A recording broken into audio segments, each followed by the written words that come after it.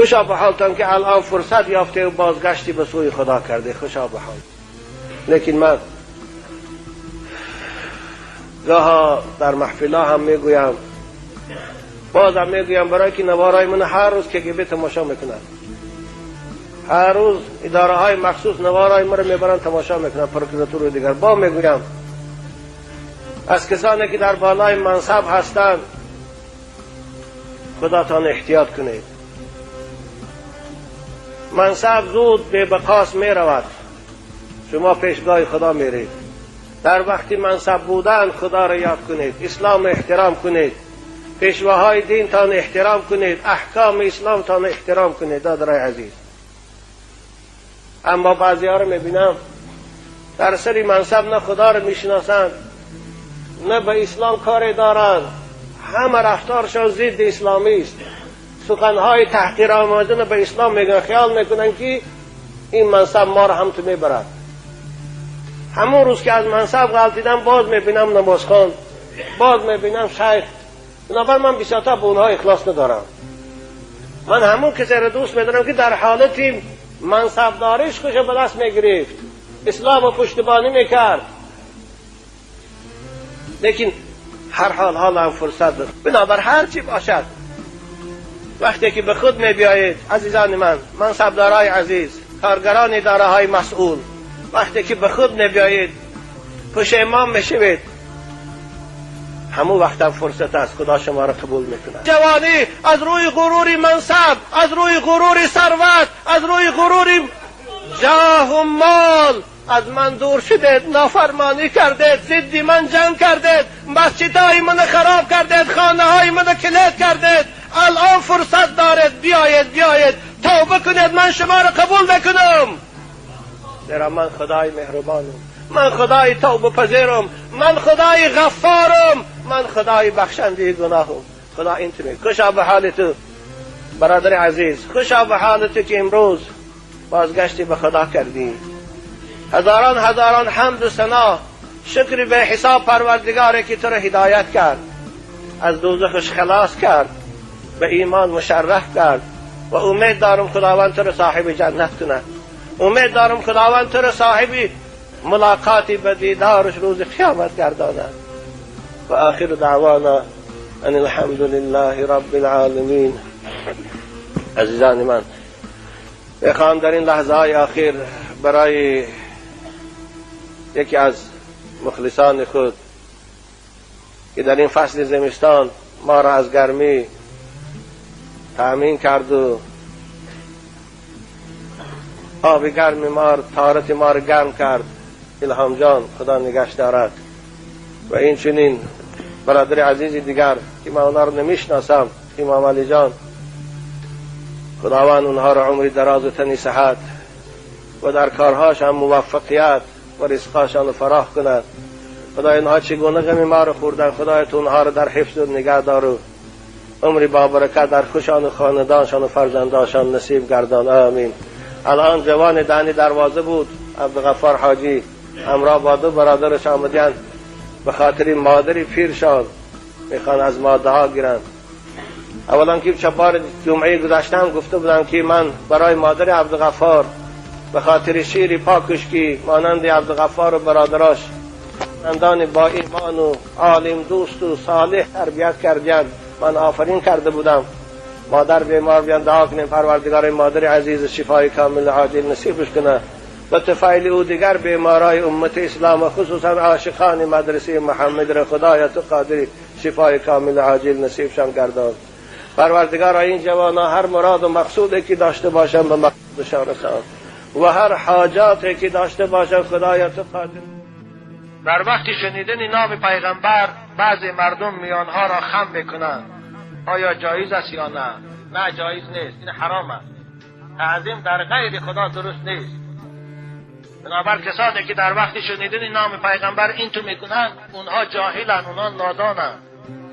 تعظیم پیغمبر نه به خم کردن قامت میشه، تعظیم پیغمبر به پشتیبانی کردن شریعت او میشود، تعظیم پیغمبر به دوست داشتن او میشود، تعظیم پیغمبر به عمل کردن به شریعت او میشود.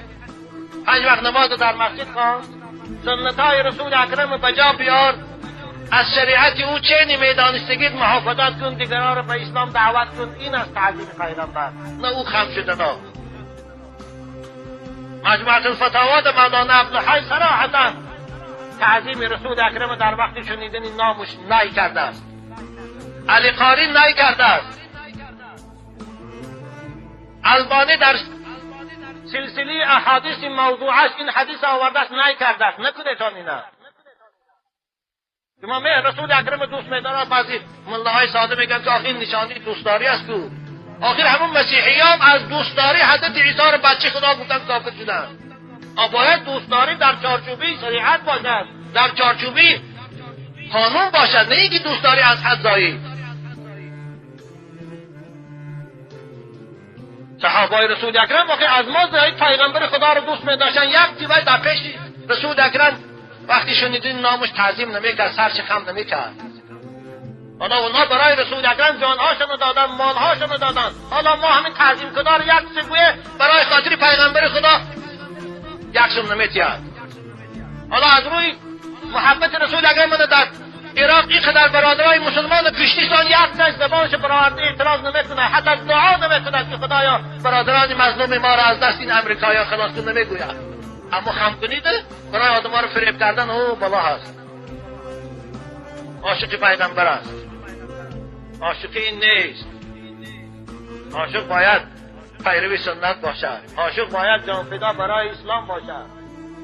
ما بی الا الجوع، من دیوانه نبودم، من کسلی سرع نداشتم، پریپت که نبودم، فقط والله از روی گرسنگی که چیزی نمیافتم خورم دلم به خود میشد، بیهوش میشدم. با همین گرسنگی طاقت میکرد و از پیغمبر خدا جدا نمیشد تا اینکه از فیض حدیثهای رسول اکرم دور نمونم. گفتن ببینید دیگران تجارت میکنن. حضرت عبدالرحمن ابن عوف رضی الله تعالی عنه آنچنان ثروتمندی بای بودن که 80,000 دینار فقط هشتی همسراش شد. اما ابو هریره همیشه در مجلسی رسول اکرم بود. حال خودش حکایه میکند و یادم آمد، روایت بخاری هم هستین. حضرت میگه یک روز بسیار گشنه موندم، قریب 2 روز بود چیزی نخورده بودم، نه خرما و نه شیر. به طاقت شدم، از مسجد رسول اکرم بیرون برآمدم. شاید یگان کسی از برادران اسلامی گذرد و منو به خانهش تکلیف کنه. بیرون برآمدم، میگه حضرت ابوبکر صدیق آمدن. پیشان راستا خستم، السلام علیکم گفتم. ابوبکر میگه سلام من جواب گرداند و گذشته رفتنی بود که گفتم ابوبکر یک آیه از قرآن میخوام از تو پرسم که تفسیرش چگونه است. ابو هریره میگه خودم تفسیر این آیه میدانستم، لیکن به خاطر آن گفتم که شاید ابوبکر من قدیش گرفته خانه بردو تا تفسیر آیت به من فهماندن یگان کاسه آب می شیر ایمی بیارد خورم سیر کنون. نه برای خاطر اسکمون بود میگه. باش خودم تفسیر آیت میدانستم. حضرت ابوبکر میگه مقصدی من نفهمید. تفسیر آیه رو میگه برای من گفت و گذشته رفت. باز ناامید شدم. چشتم که خدا چی میخواسته باشه. حضرت عمر میگه آمد. باز از عمرم همین سوال کردم، همین تفسیر آیه مبارکه رو پرسیدم، به همین امید که قدیس گیره خانهش بردو تا تعلیم دادن و درس. چون امروز اکثر جوانای ما زنک بازی میکنن. برای چی؟ اکثر جوان ما یک پولدار است و به پول از فرم داره، اگه قنچه قیقه از پاش میره یا با برای به خاطری که در خانهش زنش حرمتش نمیکنن. خانه بگرا زنش لباسی کونی روی ناشوشته است، خاش چشمی ناکشیده، عطر نازده، در نظرش عجب خیلی کوشه ببینه و این عطر خوشبو میکنه بوش از چند کیلومتر میرسش. خاش چشما سیاه اپا مپا دیگه لباسی زیبا خیال میکنه که در پای پاش میگن چی دیگه دارم. بنابرای خفای من مفتون شده میره زن کشی با خیانت میکنه.